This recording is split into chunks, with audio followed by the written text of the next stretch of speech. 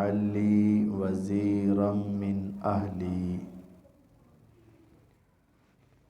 أعوذ بالله من الشيطان الرجيم بسم الله الرحمن الرحيم أرأيت الذي يكذب بالدين فذلك الذي يدع اليتيم ولا يحض على طعام المسكين فويل للمصلين الذين هم عن صلاتهم ساهون الذين هم يراءون ويمنعون الماعون۔ قرآن مجید فرقان حمید میں اللہ تعالیٰ نے 114 صورتیں نازل فرمائی ہیں۔ 114 صورتیں، ان کی 2 اقسام ہیں۔ بعض کے آگے لکھا ہوتا ہے مکیہ اور بعض کے آگے لکھا ہوتا ہے مدنیہ، یعنی مکی صورت اور مدنی صورت۔ تو یہ کیوں لکھا جاتا ہے؟ مکی صورت کا مطلب کیا ہے اور مدنی صورت کا مطلب کیا ہے؟ معروف ہے کہ جو مکہ میں نازل ہوئیں وہ مکی ہیں اور جو مدینہ میں نازل ہوئیں وہ مدنی ہیں۔ تو یہ بات مکمل درست نہیں، تھوڑی سی اس میں غلطی ہے، کیونکہ نبی پاک صلی اللہ علیہ وسلم نے مکے اور مدینے کے علاوہ بھی تو سفر کیے ہیں نا، اور اس موقع پر بھی تو آپ پر کوئی قرآن نازل ہوا ہے نا۔ مثال کے طور پر آپ بدر کی جنگ کے لیے گئے، بدر کے مقام پر جو مدینے سے کئی 100 کلومیٹر کے فاصلے پر ہے، تو وہاں بھی قرآن نازل ہوا۔ اسی طرح آپ تبوک کے مقام پر روم سے لڑائی کے لیے گئے، وہاں بھی قرآن نازل ہوا۔ حنین کی جنگ کے لیے گئے، طائف سے آگے، وہاں بھی قرآن نازل ہوا۔ تو نہ وہ مکہ ہے نہ وہ مدینہ ہے، تو پھر اس کو کیا کہا جائے گا؟ یہ سمجھ لیں، حضور علیہ السلام کو 40 سال کی زندگی میں نبوت کا تاج عطا کیا گیا۔ 13 سال آپ مکہ میں رہے اور 10 سال مدینہ میں رہے۔ اس طرح آپ کی عمر مبارک 63 سال مکمل ہوئی۔ اب اس میں سے جو 13 سال مکہ میں رہے، تو جو قرآن مکی زندگی میں نازل ہوا وہ سارا ہی مکی ہے، چاہے جگہ کوئی بھی ہو، اور جو قرآن مدنی زندگی میں نازل ہوا وہ سارا مدنی ہے، چاہے جگہ کوئی بھی ہو۔ یعنی مکہ مدینہ نہیں کہنا، مکی زندگی اور مدنی زندگی کہنا ہے۔ اس کو مزید سمجھیے، آپ مکہ سے رات کی تاریکی میں چھپ کر نکلے تھے ہجرت کے موقع پر۔ 8 سال کے بعد مکہ کو فتح کیا۔ اب آپ مکہ فتح کرنے کے لیے مکہ میں پہنچے ہیں، لیکن آپ کی زندگی کون سی چل رہی تھی؟ مدنی۔ اس موقع پر جب آپ مکہ میں آئے تو علاقہ مکہ ہے، زندگی مدنی ہے۔ جو اس موقع پر مکے میں بھی صورتیں نازل ہوئی ہیں ان کو بھی مکی نہیں کہا جائے گا بلکہ مدنی کہا جائے گا۔ پھر آپ 1 سال کے بعد یعنی 8 ہجری کو مکہ فتح ہوا، 9 کو حضرت ابو بکر رضی اللہ عنہ حج کے امام اور امیر ہوئے، 10 کو پھر آپ خود حج کرنے کے لیے آئے، جس کو حجۃ الوداع کہتے ہیں۔ اس موقع پر بھی قرآن نازل ہوا، الیوم اکملت لکم دینکم واتممت علیکم نعمتی ورضیت لکم الاسلام دینا۔ اب علاقہ مکہ ہے لیکن زندگی کون سی چل رہی ہے؟ مدنی۔ تو یہ صورتیں اور آیات بھی کیا کہلائیں گی؟ مدنی کہلائیں۔ تو یہ بات اچھے طریقے سے سمجھ لیں، جو 2 قرآن مجید کے حصے ہیں مکی اور مدنی، تو مکی وہ ہے جو مکی زندگی میں نازل ہوئے، اور مدنی وہ ہے جو مدنی زندگی میں نازل ہوئے۔ ابھی اگر آپ قرآن مجید کو ذرا غور سے دیکھیں تو جہاں سورت شروع ہوتی ہے نا، تو اس کے ساتھ بتائی جاتی ہیں اس پوری سورت میں آیات کتنی ہیں اور اس سورت کے رکوع کتنے ہیں۔ یہ تو سمجھ آ جاتی ہے آیات 7 ہیں، رکوع اس سورت کا 1 ہے، لیکن سورت سے پہلے بھی کچھ نمبرنگ لگی ہوتی ہے، سورت کا نام لکھنے سے پہلے، اور نام کے بعد بھی کچھ نمبرنگ لکھی ہوتی ہے۔ مثال کے طور پر اس سورت کے نام سے پہلے 107 لکھا ہوا ہے، 107، اور سورت کے نام کے بعد 70 لکھا ہوا ہے۔ اب یہ کیا ہے؟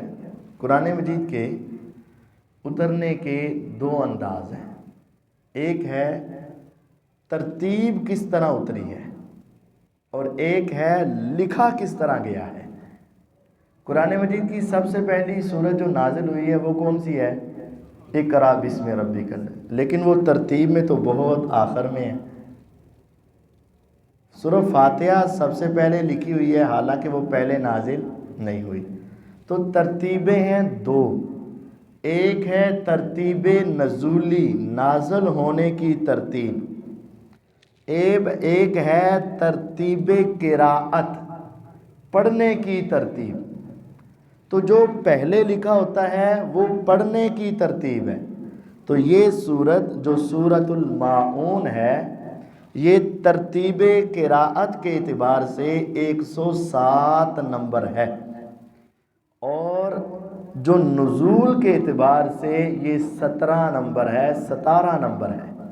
یعنی قرآن مجید کی نازل ہونے کے اعتبار سے اس کے نمبر کیا ہے؟ 17، اور قراءت کے اعتبار سے اس کا نمبر کیا ہے؟ 107۔ تو یہ 2 نمبر لکھے ہوتے ہیں، ان دونوں کو بھی سمجھ لیں یہ کیوں لکھیں، ایک ہے قراءت کے اعتبار سے اور ایک ہے نازل ہونے کے اعتبار سے۔ یہ ترتیب کس نے لگوائی ہے؟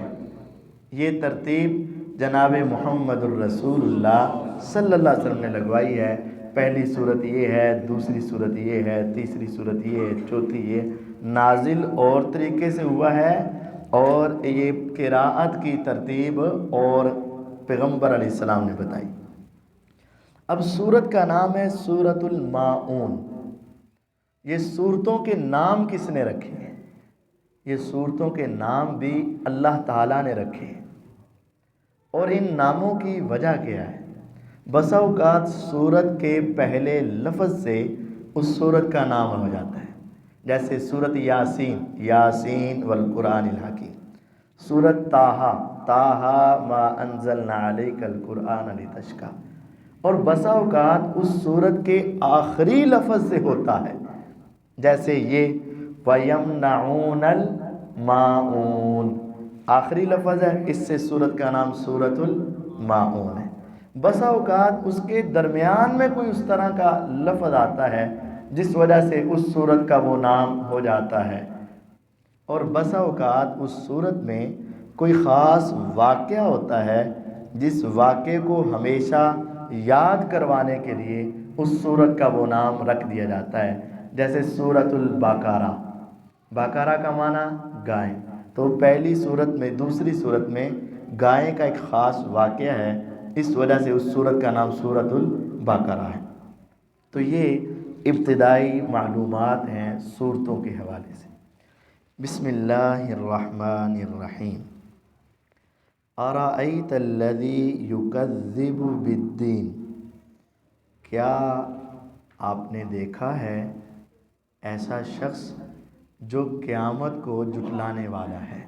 یعنی کیا آپ نے قیامت کا منکر آدمی دیکھا ہے؟ ذہن میں سوال آتا ہے، کون ہے وہ، کس طرح کا ہے، کیا صفات ہیں جو قیامت کو جھٹلا رہا ہے، وہ کیسا آدمی ہے؟ اللہ تعالیٰ نے پھر آگے خود ہی اس کی تفصیل بتا دی۔ اگر آپ قیامت کا منکر دیکھنا چاہو نا، تو یہ صفات دیکھ لو جس میں ہیں، وہ سمجھ لو قیامت کا منکر انسان۔ ایک ہے زبان سے انکار کرنا، میں نہیں مانتا قیامت کو، وہ تو نظر آ جائے گا نا یہ تو قیامت کا منکر ہے۔ ایک ہے زبان سے بولتا نہیں ہے، اس کا عمل بولتا ہے کہ یہ قیامت کا منکر ہے، عمل بولے گا اس کا، تو اس میں اس کا عمل بتایا جا رہا ہے۔ فَذَلِكَ الَّذِي يَدُعُّ الْيَتِيمَ، قیامت کا منکر اس کا پہلا عمل یہ ہے کہ وہ یتیموں کو دھکے دیتا ہے، اور جس کو تم دیکھو کہ یتیموں کو دھکے دے رہا ہے، یتیموں پہ ظلم کر رہا ہے، سمجھ لو کہ یہ انسان قیامت کا منکر انسان ہے۔ اس کا عمل بتائے گا کہ یہ قیامت کا منکر ہے۔ اب یتیم کسے کہتے ہیں؟ ہمارے معاشرے میں معروف ہے جس کا والد نہ ہو وہ یتیم ہے۔ یہ بات درست ہے لیکن ناقص ہے، مکمل نہیں ہے۔ مکمل کیا ہے؟ وہ نابالغ بچہ یا بچی، وہ نابالغ چھوٹا بچہ یا بچی جس کا والد نہیں ہے وہ یتیم ہے۔ جیسے ہی بچہ بالغ ہو جائے گا، جوان ہو جائے گا، اس وقت اس سے یتیمی کا لفظ ختم ہو جائے گا۔ مثال ہے، ہمارے بزرگ ہیں، اللہ ان کو زندگیاں دے، ظاہر یہ معلوم ہوتا ہے کہ ان میں سے کسی کا والد زندہ نہیں ہوگا۔ یہ جو بزرگ ہستیاں ہیں ان کے والد زندہ تو نہیں ہوں گے، تو کیا ان پر یتیم کا لفظ بولا جائے گا کیونکہ ان کے والد نہیں ہیں؟ نہیں۔ یتیمی کا لفظ کب تک ہے؟ حدیث ہے لا یتما بعد احتلام، بلوغت کے بعد یتیمی ختم۔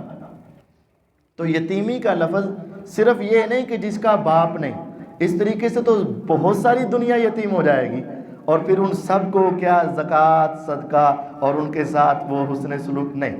یتیمی کا جو خاص کنسپٹ ہے، ایک ورڈ ہے، یہ ایک اصطلاح ہے، تو یہ ایک اس وقت تک ہے جب تک بچہ بالغ نہیں ہوتا، جوان نہیں ہوتا، اس وقت تک یتیم ہے۔ تو قیامت کے منکر کی نشانی ہے فَذَلِكَ الَّذِي يَدُعُّ الْيَتِيمَ، وہ شخص جو یتیم کو دھکے دیتا ہے۔ کیوں؟ اس کا مطلب یہ ہے کہ ظاہری طور پر اس یتیم کا سرپرست کوئی نہیں ہے، تو یہ اس کے ساتھ ظلم کر رہا ہے، اس کو دھکے دے رہا ہے، اس کے ساتھ ناانصافیاں کر رہا ہے۔ اگر اس کو یقین ہوتا کہ قیامت آئے گی تو پھر یہ کبھی اس پر ظلم نہ کرتا، کیونکہ اس کو پتہ ہے کہ یتیمی کی حالت میں انسان کا رب سے تعلق مضبوط ہوتا ہے، اور اگر میں نے اس کے ساتھ ظلم کیا، آج اگرچہ مجھے پوچھنے والا کوئی نہیں، تو روز قیامت رب کے سامنے تو جانا ہی ہے نا، تو اس یتیم کے آنسو اور اس کی آہیں اور اس کی سسکیاں اور اس کی بد دعائیں پھر مجھے لے ڈوبیں گی، اور وہاں میں چھوٹ نہیں پاؤں گا۔ اگر قیامت کا یقین ہو تو کبھی یتیم سے ظلم نہیں کرے گا۔ ظلم وہی کرے گا جو یہ سمجھے گا یہ جہان میٹھا، آگے کس نے ڈیٹھا، یہ تو بس 4 دن کی زندگی ہے، بعد میں کس نے جینا ہے، کس نے آنا ہے۔ بس وہ جس کے دل میں قیامت کا انکار ہے وہ یتیم سے برا سلوک کرے گا، اور جس کے یہ دل میں قیامت کا اقرار ہے، یقین ہے، وہ کبھی برا سلوک نہیں کرے گا۔ ان الذین یأکلون اموال الیتامی ظلما انما یأکلون فی بطونہم نارا، حقیقت ہے جو لوگ یتیموں کا مال ظلم سے سمیٹ جاتے ہیں، ان کی وراثت پہ قبضہ کر جاتے ہیں، ان کی جائیداد اپنے نام لگوا لیتے ہیں، اس یتیمی کا فائدہ اٹھاتے ہوئے اس کے مال کو ہضم کر جاتے ہیں، مت سمجھے کہ صرف دنیا کا مال، دنیا کی چیز ہمارے پیٹ میں گئی۔ قرآن کہتا ہے ان الذین یأکلون اموال الیتامی ظلما، جو ظلم کرتے ہوئے یتیم کا مال سمیٹتے ہیں، انما یأکلون فی بطونہم نارا، وہ اپنے پیٹ میں جہنم کی آگ بھر رہے ہیں، وہ جہنم کی آگ جمع ہو رہی ہے۔ وَسَيَصْلَوْنَ سَعِيرًا، یہ چند دن کی بات ہے، آنکھ بند ہونے کی دیر ہے، بھڑکتی ہوئی آگ میں داخل ہوں گے اور نکلنے کا راستہ ان کو نہیں ملے گا۔ یتیم کا مال اصل میں جہنم کی گارنٹی ہے۔ الا انبئکم باکبر الکبائر، ایک ہوتا ہے صغیرہ گناہ، ایک ہوتا ہے کبیرہ گناہ، ایک ہوتا ہے اکبر الکبائر، کبیرہ سے بھی کبیرہ گناہ۔ میرے پیغمبر علیہ السلام فرماتے ہیں میرے صحابہ میں تمہیں اکبر الکبائر، سب سے بڑے گناہ، جس سے بڑے گناہ کوئی نہیں، میں تمہیں بتاؤں؟ صحابہ نے کہا جی اے پیغمبر علیہ السلام بتائیں۔ فرمایا الاشراک باللہ، اللہ کے ساتھ شرک کرنا یہ سب سے بڑا گناہ، اکبر الکبائر۔ وعقوق الوالدین، والدین کی نافرمانی سب سے بڑا گناہ۔ وَأَكْلُ مَالِ الْيَتِيمِ، اور یتیم کا مال کھانا بھی اکبر الکبائر ہے، کبیرہ سے بھی بڑا گناہ ہے۔ یہ یتیم کا مال کھانا بہت بڑا گناہ ہے اور انسان کے لیے تباہی اور ہلاکت ہے۔ اور یتیم سے محبت کرنا، یتیم کو اپنے سینے سے لگانا، یتیم کا خیال رکھنا۔ میرے پیغمبر علیہ الصلاۃ والسلام نے تو جملوں میں بات ختم کر دی۔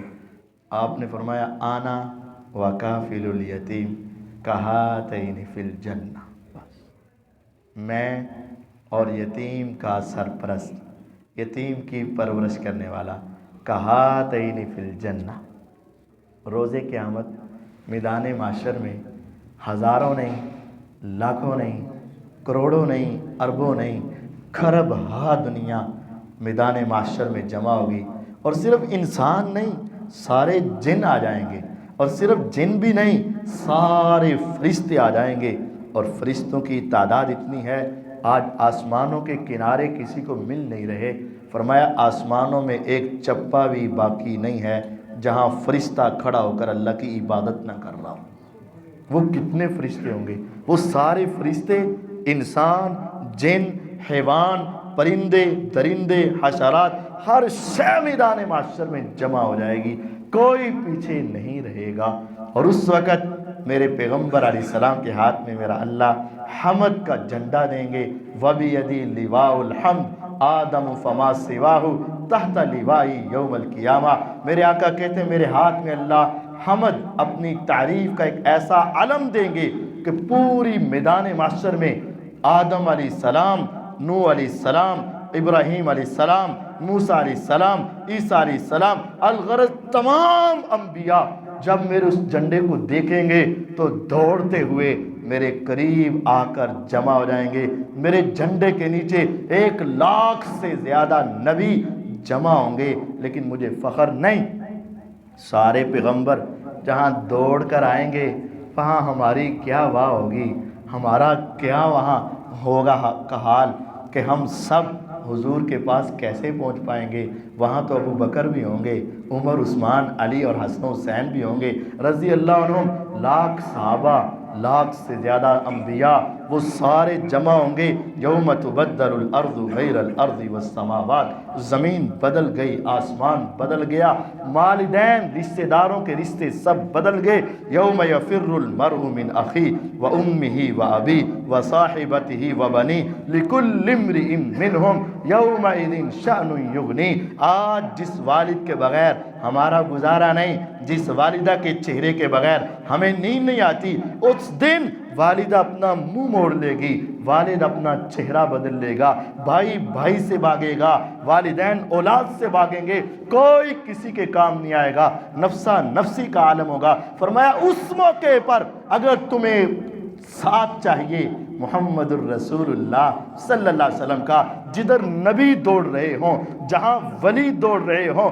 جہاں صحابہ کے آنے کی چاہت ہو، اے میرے مومن بندو، اے میرے مسلمان بھائیو، علاقہ کوئی ہو، محلہ کوئی ہو، خاندان کوئی ہو، برادری کوئی ہو، قبیلہ کچھ ہو، اگر تم چاہتے ہو ہم جیسے نکمے بھی حضور کے قریب کھڑے ہو جائیں اور اتنے قریب ہوں ہمارے اور ان کے درمیان کوئی تیسرا بندہ نہ ہو، فرمایا آ جاؤ آج یہ عمل کر لو، آنا وکافل الیتیم، میں اور یتیم کی پرورش کرنے والا، کہاتین فی الجنہ، ان 2 انگلیوں کی طرح ہوں گے۔ آپ علیہ السلام کی اس مشابہت کے اندر بہت بڑی حکمتیں ہیں۔ ایک تو جس طرح میں نے تھوڑا سا فاصلہ رکھا، میرے آقا نے بھی تھوڑا سا فاصلہ رکھا، اور انگلیاں یہ 2 بیان کی۔ اس میں ایک حکمت یہ ہے، ایک بڑی ہے ایک چھوٹی ہے، حضور بڑے ہیں تم چھوٹے ہو، کبھی تم حضور کے برابر نہیں ہو سکتے۔ لیکن آپ نے دیکھا ہوگا کسی کے بسا اوقات یہ چھوٹی انگلی کے ساتھ ایک چھوٹی انگلی ہے یا انگوٹھے کے ساتھ ایک انگوٹھا بڑھ جاتا ہے، بسا اوقات بعض لوگوں کے ہاتھوں میں ایسا ہوتا ہے، لیکن آج تک نہ میں نے دیکھا نہ تم نے دیکھا ہوگا ان دو انگلیوں کے درمیان کوئی تیسری انگلی کسی کی اگی ہو بنی ہو، کبھی دیکھی ہے؟ نہیں دیکھی ہے، آ ہی نہیں سکتی۔ میرے آقا کی مثال ہے، آپ نے فرمایا جس طرح یہ دو انگلیاں ہیں ہلکا سا فاصلہ تو ہوگا، لیکن میرے اور یتیم کی پرورش کرنے والے کے درمیان کوئی تیسرا آدمی نہیں آئے گا۔ جہاں میں پیغمبر علیہ السلام ہوں گا وہاں میرے اللہ اس عام انسان کو بھی اٹھا کر میرے قریب کھڑا کر دیں گے۔ یوں سمجھے اگر میرے آقا حوض کوثر پر ہوں گے تو یتیم کی پرورش کرنے والا بھی حوض کوثر پہ پہنچے گا۔ اگر میرے آقا اللہ کے عرش کے پائے کو پکڑ کے قریب کھڑے ہوں گے تو میرا یتیم کی پرورش کرنے والا انسان بھی وہاں کھڑا ہو جائے گا۔ اگر میرے آقا اپنی امت کو لے کر سب سے پہلے جنت کے دروازے پر پہنچیں گے تو یتیم کی پرورش کرنے والا بھی سب سے پہلے جنت کے دروازے میں ہوگا۔ اور اگر میرے آقا سب سے اونچی جنت پہ جس سے اونچے اوپر میرے رب کا عرش ہوگا وہاں ان آقا پہنچیں گے تو یتیم کی پرورش کرنے والا بھی ان کے قریب پہنچ جائے گا۔ آنا وکافل الیتیم، میں اور یتیم کی پرورش کرنے والا کہاتین فی الجنہ، جنت میں اس طرح ہوں گے۔ جنت میں ذہن میں سوال آئے گا قاری صاحب بات تو آپ کی ٹھیک ہے، لیکن اگر لاکھ بندے نے یتیم کی پرورش کر لی تو پھر تو دور ہونا پڑے گا۔ نہیں، میرے اللہ کی طاقت، میرے اللہ کی قدرت، میرے اللہ جیسے چاہیں ان سب کو ایسے قریب کر دیں گے۔ میرے اللہ میرے حضور کو گھاری اتنا بڑا دے دیں گے کہ ان کے کناروں پہ سارے ہی آ جائیں گے۔ میرے اللہ تعالیٰ ہر شے پہ قادر ہیں۔ لیکن حدیث صحیح ہے، آج بڑی بڑی انویسٹمنٹ کرتے ہو، بڑے بڑی کاروبار کرتے ہو، بڑی بڑی تجارت کرتے ہو، بڑی دور کی سوچتے ہو، یہاں تک سوچتے ہو میرے 4 بچے ہیں، ایک بچے کا یہ مکان ہوگا، دوسرے کا یہ ہوگا، تیسرے کا یہ ہوگا، چلو چوتھے کا یہ ہوگا۔ ہاں، کاروبار کی بھی تقسیم کرتے ہو اور یہ سوچتے ہو کہ میرے بعد میرے بچوں کو کوئی پریشانی نہ آئے۔ ایک یہ بھی سوچ لو کہ میں نے گھر کہاں لینا ہے؟ محمد الرسول اللہ صلی اللہ علیہ وسلم کے پڑوس میں لینا ہے۔ یہ 12-14 سال کی تھوڑی سی لاگت ہے، کسی یتیم بچے کو پکڑو یا اس کے گھر میں وہ رہے، اس کا خرچہ اٹھا لو، اس کی تعلیم کا، تربیت کا، اس کے معاملات کا خرچہ اٹھا لو۔ 14-15 سال کے اندر وہ بالغ ہو جائے گا۔ فرمایا جو شخص یتیم کی کفالت اپنے ذمے لے لے اور اس کے والد کو، اس کی والدہ کو اس سے مستغنی کر دے، بے پرواہ کر دے، آج تھوڑا سا ان کو دے دو، کل ہمیشہ کے لیے پیغمبر کا ساتھ تمہیں جنت میں مل جائے گا۔ گویا کہ جنت کی تو ضمانت ہے ہی ہے، جنت کی ضمانت تو ہے ہی ہے۔ جنت میں بھی اعلیٰ مقام حضور کا ساتھ ہے، اس سے بڑھ کر جنت میں کوئی مقام نہیں ہے۔ اگر سب سے بڑی جنت اور سب سے بڑا مقام لینا چاہتے ہو تو یتیموں سے پیار کرو، یتیموں سے محبت کرو۔ جب تمہارا کبھی کبھی نا دل انسان کی کیفیت، میرا بھی ہوتا ہے، آپ کا بھی ہوتا ہوگا، کبھی کبھی ایسا ہوتا ہے کہ انسان کو نا بے سکونی ہوتی، بے چینی ہوتی، بس کسی کے ساتھ بات کرنے کو جی نہیں چاہتا، اکیلے رہنے کو بس عجیب سی کیفیت ہوتی ہے کہ دنیا سے ذرا دل اٹھ جاتا ہے، عجیب و غریب انسان کی کشمکش چل رہی ہوتی۔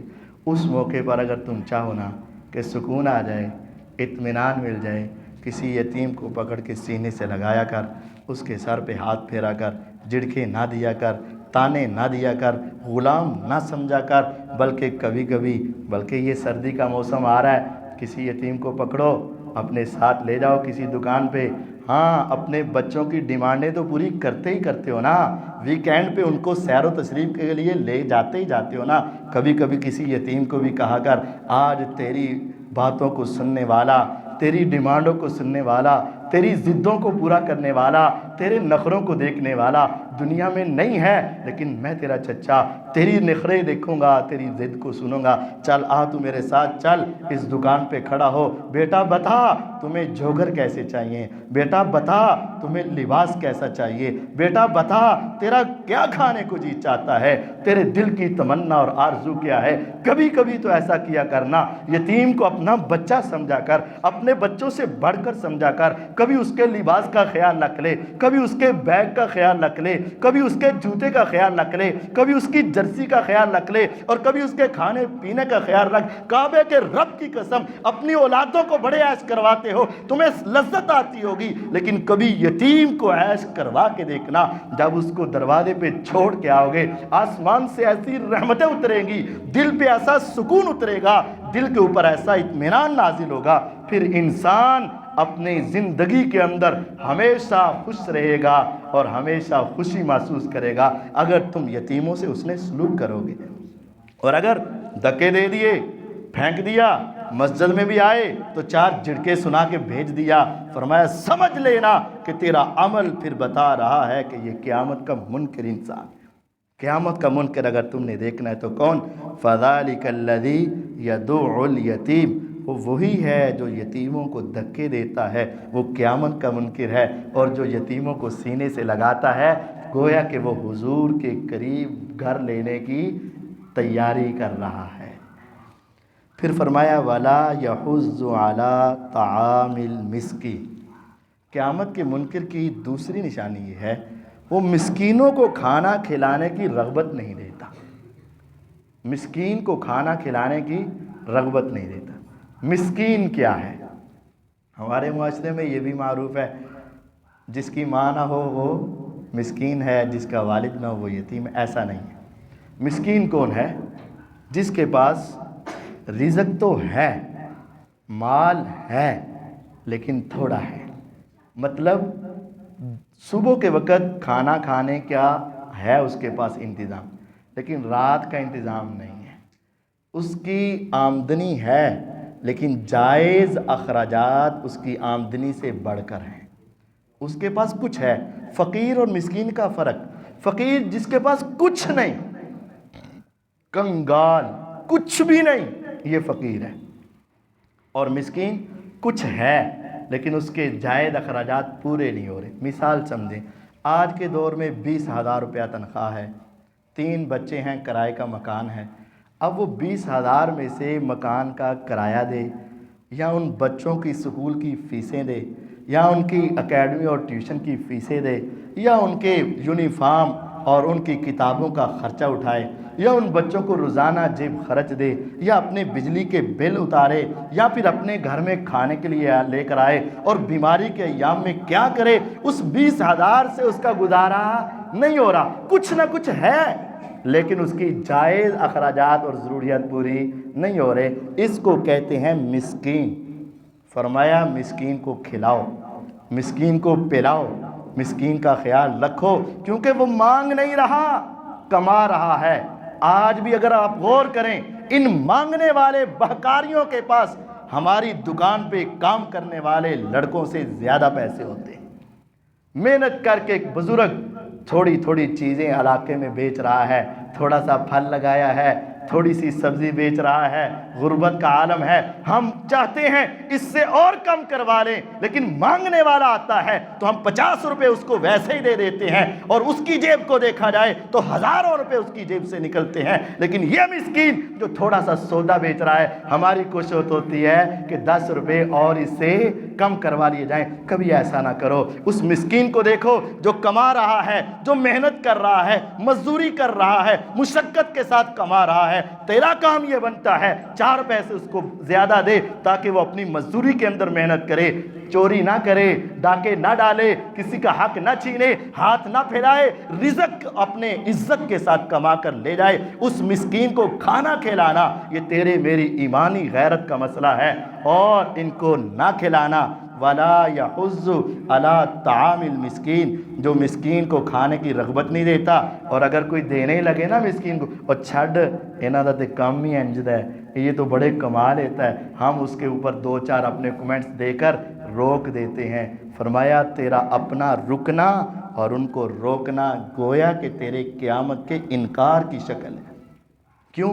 اگر تمہیں پتا ہو کہ آج دے رہا ہوں مجھے کل مل جائے گا، اور اس سے کئی گنا بہتر ملے گا، آج مسکین کے ہاتھ پہ رکھ دے، ضائع نہیں جائے گا۔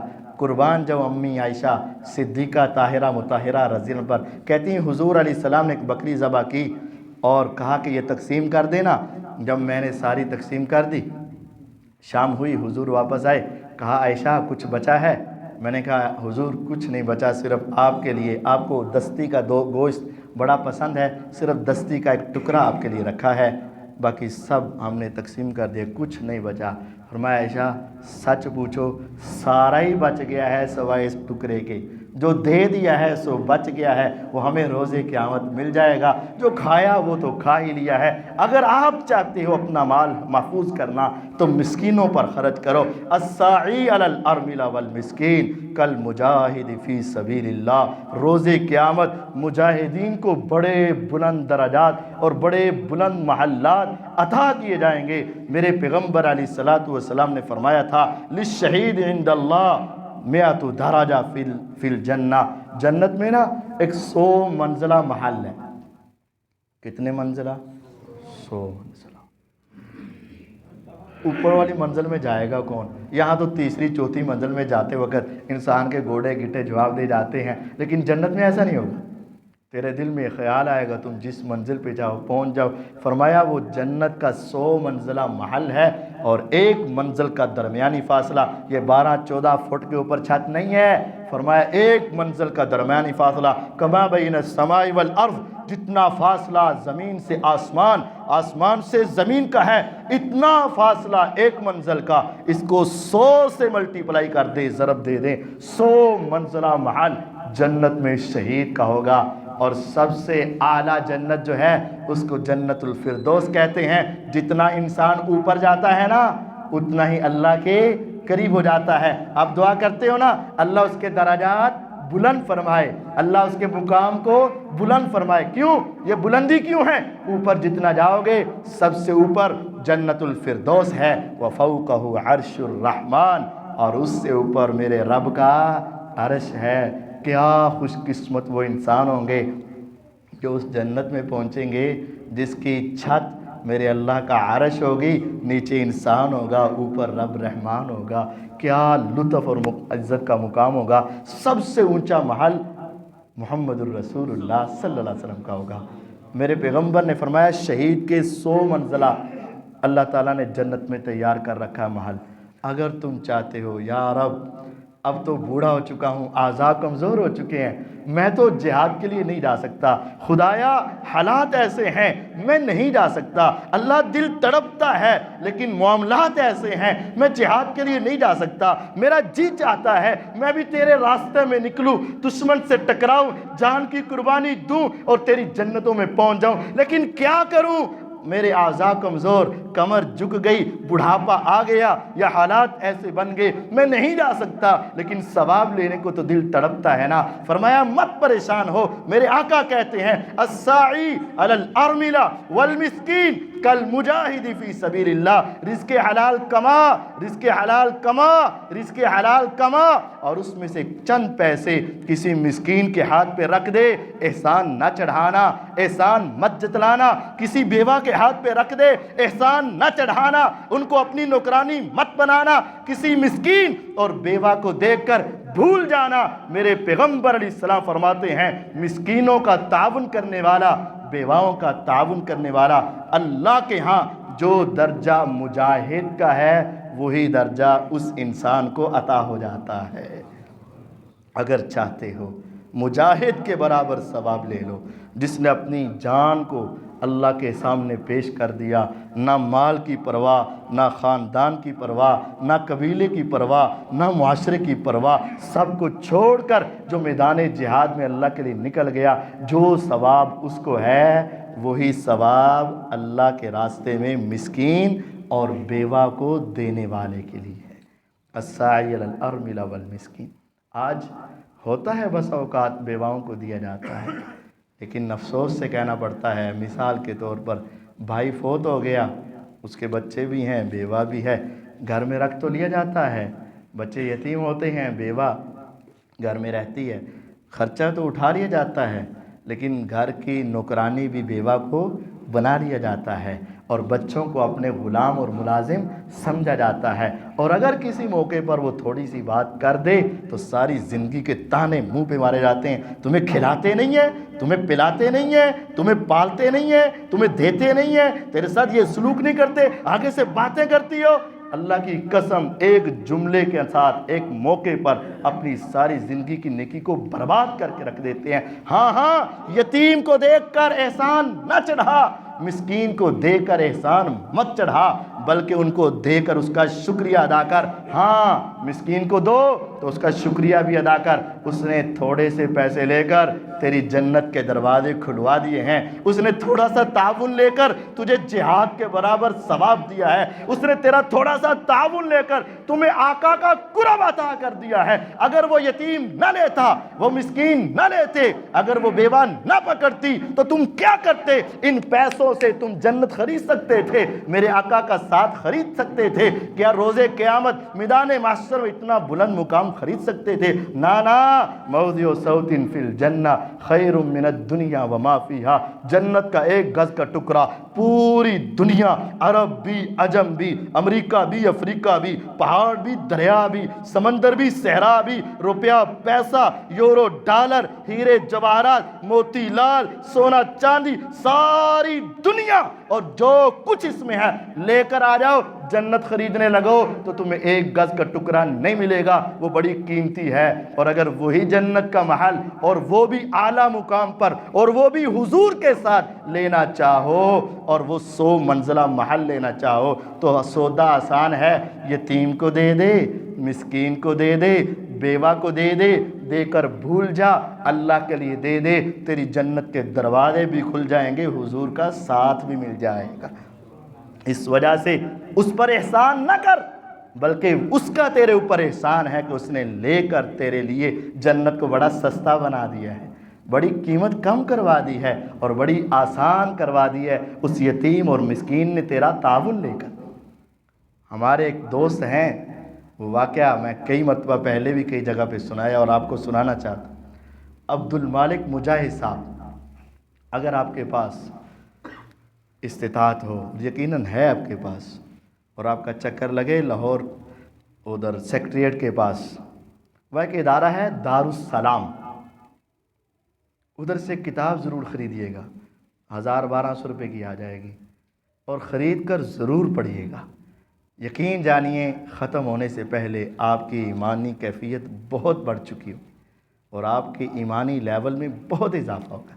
عبد المالک مجاہد صاحب اس کے ڈائریکٹر ہیں، اور انہوں نے ایک کتاب لکھی ہے دعاؤں کی قبولیت کے سچے واقعات، دعاؤں کی قبولیت کے سچے واقعات۔ ریاض میں وہ رہتے ہیں آج کل، ویسے تو پاکستانی ہیں، ریاض میں رہتے ہیں، اور پھر ریاض شہر کا ایک واقعہ پیش آیا جو انہوں نے پھر اپنی اس کتاب میں لکھا ہوا ہے کہ وہاں انہوں نے خود دیکھا یا وہاں کے ماحول کو پڑھا، سارا کچھ ریاض شہر کا ایک سچا واقعہ۔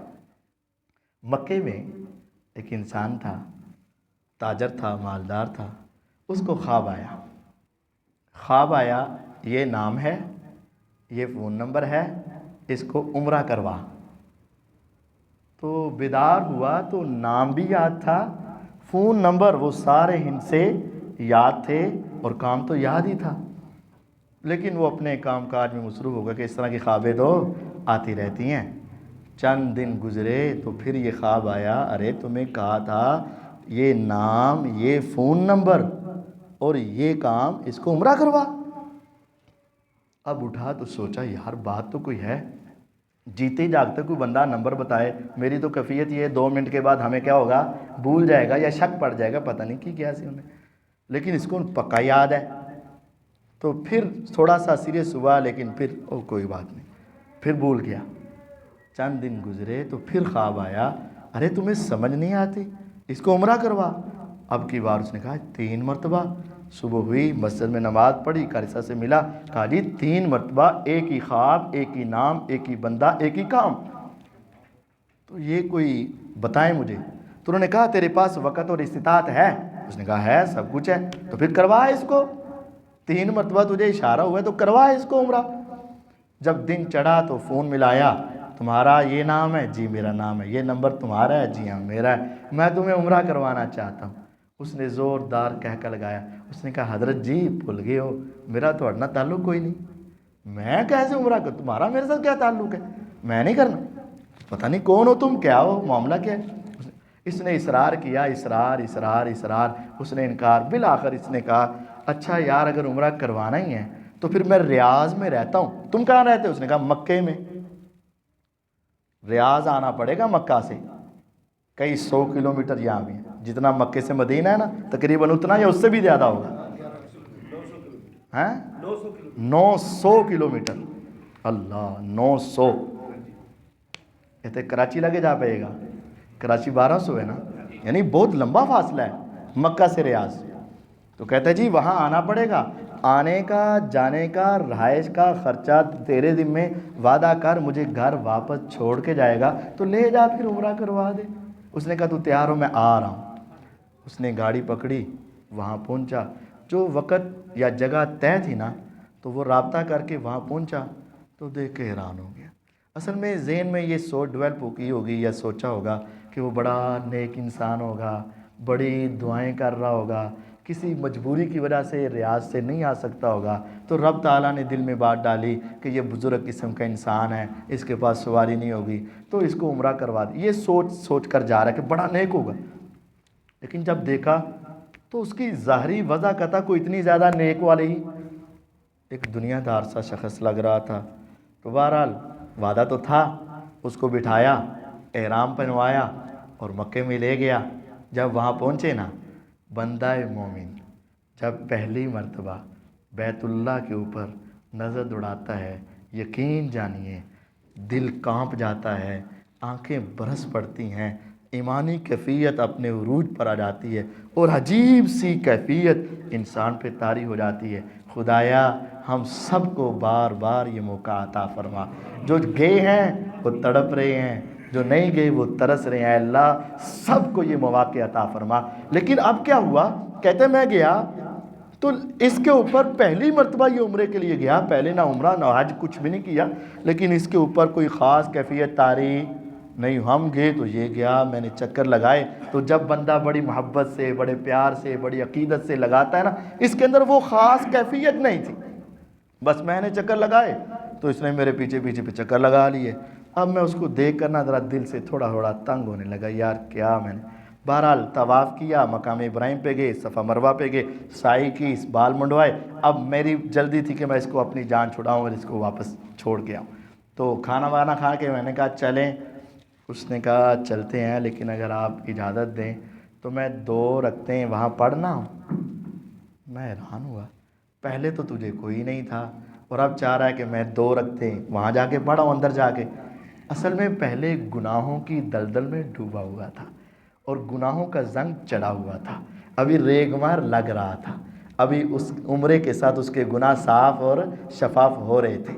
جب عمرہ کیا، گناہ ختم ہوئے، غلطیاں ختم ہوئیں، پاپ ختم ہوئے، وہ سارے زنگ اتر گئے، اب ایمان کی شمع روشن ہوئی۔ اب اس کا دل تڑپنے لگا کہ میں ایک مرتبہ وہاں جا کے 2 رکعتیں نہ پڑھاؤں۔ اس نے کہا پڑھ، کہتا اندر جا کے مطاف کے اندر نہ پڑھاؤں، وہ نیچے اتر کے۔ اس نے کہا چلو وہاں جا کے پڑھ لو۔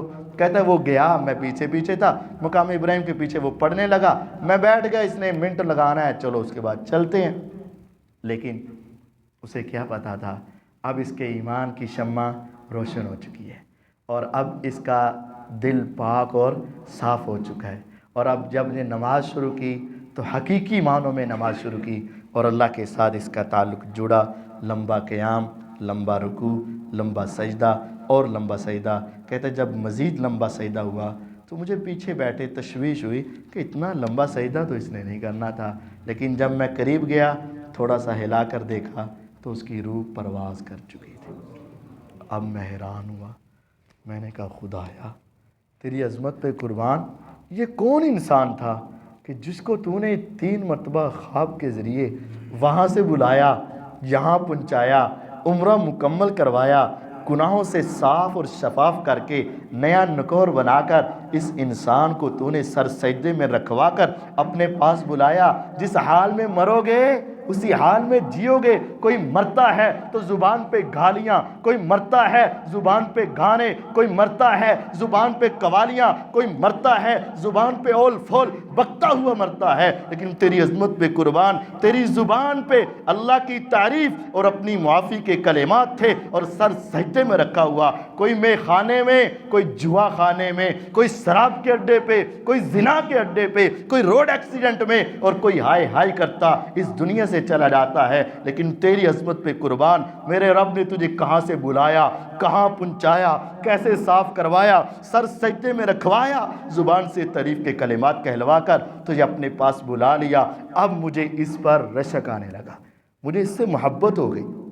اب وہاں کی انتظامیہ نے پکڑا، غسل دیا، کفن دیا، اور جنازہ کہاں ہوا اس کا؟ بیت اللہ میں۔ لاکھوں لوگوں نے اس کا جنازہ پڑھا، اور توحید پرستوں نے وہاں اس کا جنازہ پڑھا۔ پھر اس کا میں ان انتظامیہ کے پاس گیا، میں نے کہا جی سارا واقعہ سنایا، میرا اس سے وعدہ تھا تمہیں واپس بھی گھر چھوڑ کر جاؤں گا۔ زندہ فوت کی بات تو نہیں تھی، لیکن گھر پہنچانا میری ذمہ داری تھی۔ آپ یہ میت میرے حوالے کر دیں، میں گھر پہنچانا چاہتا ہوں۔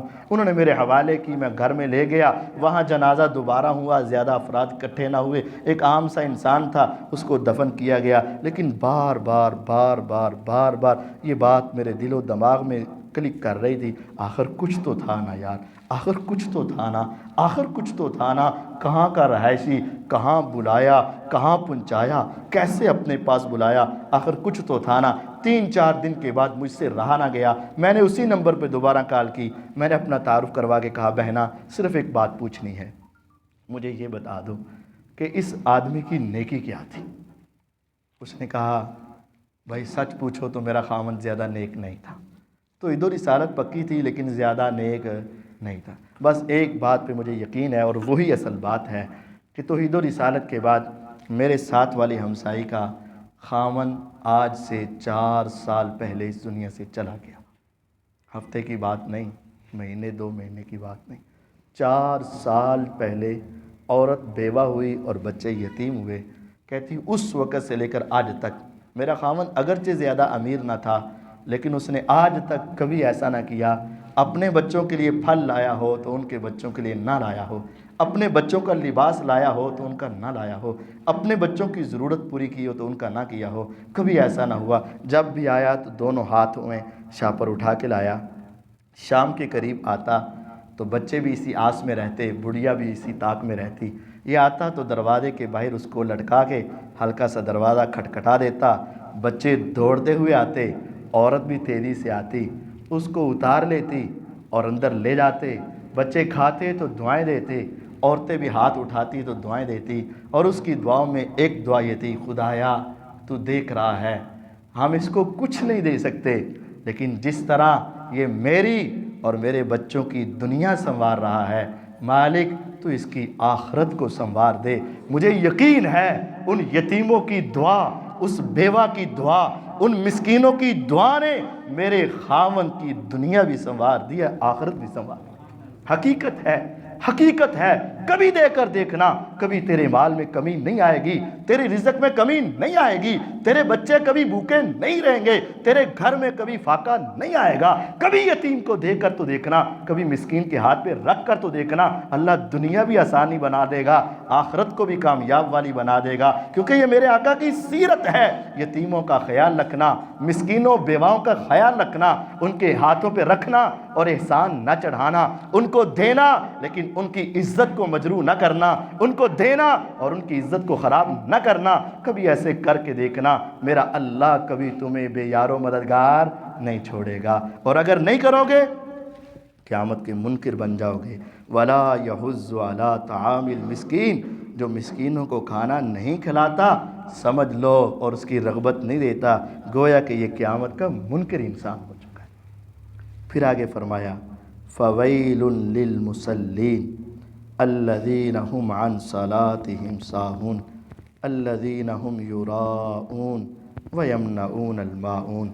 ہلاکت ہے نمازیوں کے لیے، ہلاکت ہے، یا رب نماز تو جنت کی چابی ہے، یا رب نماز سے تو جنت ملتی ہے، اور نمازی کے لیے تباہی، ہلاکت، ویل کیا ہے؟ ویل، فویل، ویل۔ جنت کے جس طرح درجات ہیں نا، اس طرح جہنم کے بھی گھڑے ہیں۔ نیکیوں کے اندر ہر انسان برابر نہیں ہے نا، جتنی نیکی زیادہ ہے اتنا درجہ بلند ہے۔ گناہوں میں بھی برابر نہیں ہے، جتنے گناہ زیادہ ہیں اتنے گڑھے نیچے ہیں۔ اور جہنم کے نچلے گڑھوں میں ایک گڑھے کا نام ہے ویل، جس طرح جنت کے نام ہے جنت الفردوس، جنت المأوہ، جنت عدن، یہ ساری جنتیں ہیں نا، اس طرح جہنم کے بھی گڑھے ہیں۔ اس کے اندر ایک گڑھے کا نام ویل ہے، فویل للمصلین، نمازیوں کے لیے جہنم۔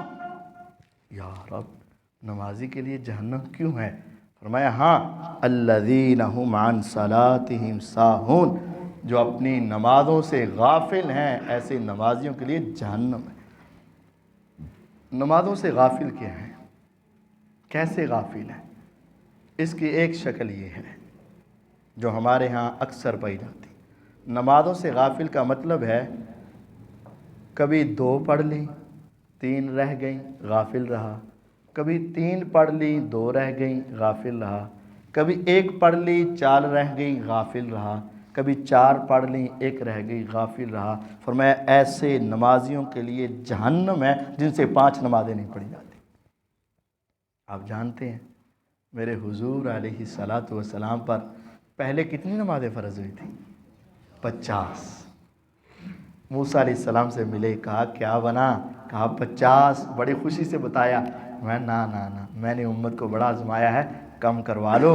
حضور گئے تو 5 کم ہوئیں، آئے تو کہا 45، کہا نہیں اور کم کرواؤ، گئے تو 5 کم ہوئیں، آئے تو بتایا 40، کہا نہیں، پھر گئے تو 5 کم ہوئیں، آئے تو بتایا 35۔ فرمایا نہیں، گویا کہ صحیح مسلم کی روایت ہے 9 چکر لگانے کے بعد حضور کے اوپر کتنی نمازیں رہ گئیں؟ پھر کہا 1 چکر اور لگا لو۔ آپ نے اس وقت کیا کلمہ کہا تھا؟ آپ کو یاد ہوگا، جب انہوں نے کہا کہ 5 سے بھی کم کرواؤ تو حضور نے کیا کہا تھا؟ مجھے 5 سے کم کرواتے ہوئے اللہ سے شرم آتی ہے، حیا آتی ہے۔ 5 سے کم کرواتے ہوئے مجھے حیا آتی ہے۔ تو ہمیں 5 سے کم پڑھتے ہوئے حیا نہیں آتی، ہمیں بتاتے ہوئے بھی حیا نہیں آتی۔ کوئی پوچھ لے نا کتنی پڑھتے ہو، قاری صاحب جی ٹائم ہی نہیں ہے، ہمیں یہ کہتے ہوئے حیا نہیں آتی۔ اور قاری صاحب جی وقت ہی نہیں ملتا، مصروفیت ہی اتنی ہے، بچوں کا بھی پیٹ پالنا ہے، کیا کریں اب حالات ہی ایسے ہیں، ہمیں یہ کہتے ہوئے حیا نہیں آتی۔ کعبے کے رب کی قسم، روزے قیامت تیرا کوئی بہانہ نہیں چلے گا۔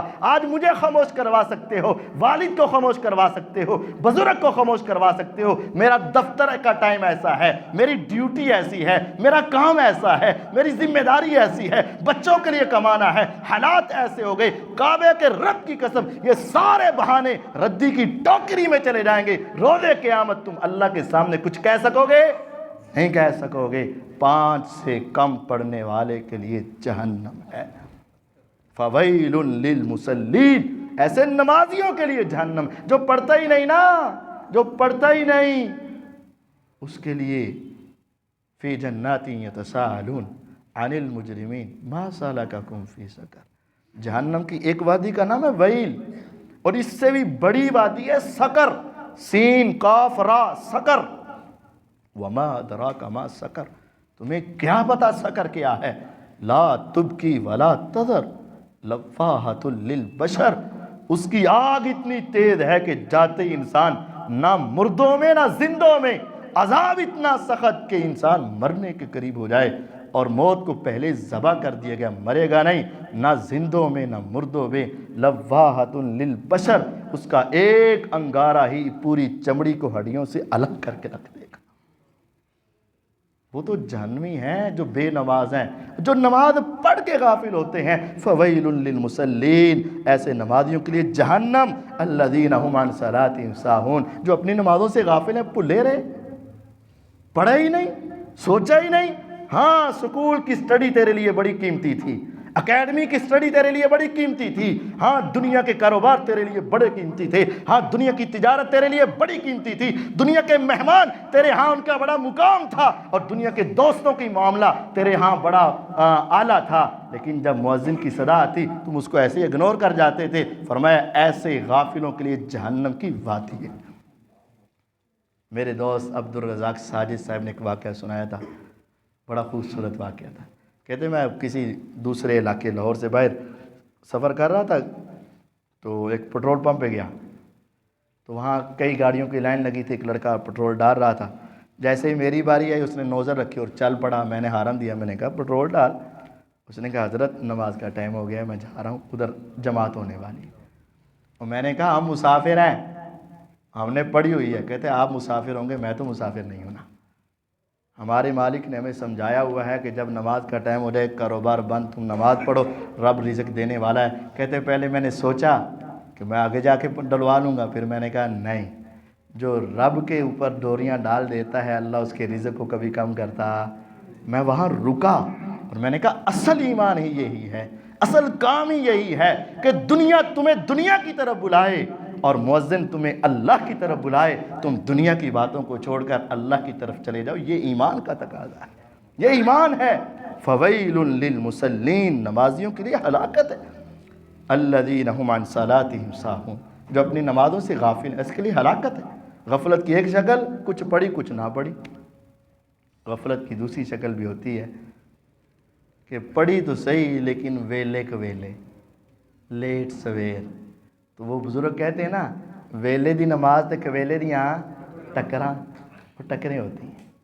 حدیث میں بھی ہے تلک صلاۃ المنافق، یہ منافق کی نماز ہے۔ ینتظر الشمس یترقب الشمس، سورج کے انتظار میں رہتا ہے، ابھی بڑا ٹائم ہے، ابھی بڑا ٹائم ہے، ابھی بڑا ٹائم ہے، بڑا ٹائم۔ جب غروب ہونے لگتا ہے اٹھتا ہے، جلدی جلدی وضو بنا کر 4 ٹھونگے مارتا ہے۔ یہ ٹھونگے میں نے اپنی طرف سے نہیں بولے، حدیث میں لفظ ہے ینکر کنکرۃ الغراب، کوے کی طرح 4 ٹھونگے مارتا ہے، جلدی جلدی نماز پڑھ کے سمجھتا ہے میں نے فریضہ ادا کر لیا۔ فرمایا یہ مسلمان کی نہیں، یہ منافق کی نماز ہے۔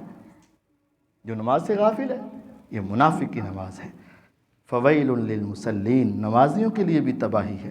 الذین هم عن صلاتهم ساہون، جو اپنی نمازوں سے غافل ہیں۔ الذین هم یراؤون، بسا اوقات غافل تو نہیں ہیں لیکن پڑھتے ہیں بڑی اعلیٰ، لیکن سوچ شیطان یہ بنا دیتا ہے تجھے فلاں دیکھ رہا ہے ذرا قیام خوبصورت بنا دے، تجھے فلاں دیکھ رہا ہے ذرا رکوع لمبا کر دے، سجدہ لمبا کر دے، تاکہ دنیا کے کیا بات ہے، ہم تو 4 رکعتیں پڑھتے ہیں، ابھی اس کی 1-2 رکعتیں ہوتی ہیں، کتنا اس کا اللہ کے ساتھ تعلق ہے۔ جب یہ سوچ بھی دماغ میں آ جاتی ہے، ایسے نمازی کی بھی تباہی اور بربادی۔ جو پڑھتا تو ہے لیکن لوگوں کو دکھانا چاہتا ہے۔ وَيَمْنَعُونَ الْمَاعُونَ، اور وہ عام استعمال کی چیزوں کو روک لیتے ہیں، ان کے لیے بھی بربادی ہے۔ عام استعمال کی چیزیں، گھر میں پلاس ہے، ہمسایہ مانگنے کے لیے آ گیا، کہتے یار انہیں تو پتہ نہیں واپس کرنا کہ نہیں، جھوٹی بول ہے ہی نہیں۔ گھر میں سیڑھی ہے، ساتھ والا سامنے والا ہمسایہ تھا یار سیڑھی دینا، جھوٹی بول جاتے ہے ہی نہیں۔ جو عام استعمال کی چیزیں، ساتھ والا دکان والا کوئی چیز مانگنے آیا، ساتھ والا ہمسایہ کوئی چیز مانگنے آیا، سامنے دفتر والا کوئی آ گیا، تو آدمی کے پاس چینج ہوتا ہے، مطلب ٹوٹے پیسے ہوتے ہیں، 100 والے ہوتے ہیں، وہ 1000 روپے کا نوٹ لے، یار ہے 5 دے دیں، کہنا ہے ہی نہیں، کیا بول گیا؟ جھوٹ۔ ایسے آدمی کے لیے بھی فرمایا گویا کہ یہ قیامت کا منکر ہے، اور ان کے لیے تباہی کیا ہے؟ تمہیں حکم ہے کہ مسلمانوں کا تعاون کرو، تمہیں حکم ہے کہ ان کا خیال رکھو، ارے کچھ نقصان بھی ہو جائے گا، اگر تمہیں قیامت پر یقین ہے تو یاد رکھ دنیا کو دینے سے کچھ نقصان بھی ہوگا تو اللہ تیرے نقصان کو روز قیامت پورا کرے گا۔ جب ہو نا کہ بس دنیا میں فائدہ ہے، منو آخرت ملنا ہی کچھ نہیں، پھر اس وقت انسان ایسی حرکتیں کرتا ہے۔ اور اگر پتہ ہو کہ مسلمان کے تعاون سے اللہ راضی ہوتے ہیں اور ان کو دینے سے اللہ راضی ہوتے ہیں اور یہ میری نیکیاں لکھی جائیں گی اور روز قیامت مجھے اس کا بدلہ ملے گا، پھر انسان ان کے استعمال والی چیزوں کو روکتا نہیں ہے۔ اللہ تعالیٰ مجھے اور آپ کو سمجھنے، یتیموں سے محبت کرنے، مسکینوں کا خیال رکھنے، وقت پر نمازیں ادا کرنے اور اللہ کے لیے ادا کرنے اور استعمال کی چیزیں ایک دوسرے کو دینے کی توفیق عطا فرمائے۔ وآخر دعوانا ان الحمد للہ رب العالمین۔ سبحانک اللہ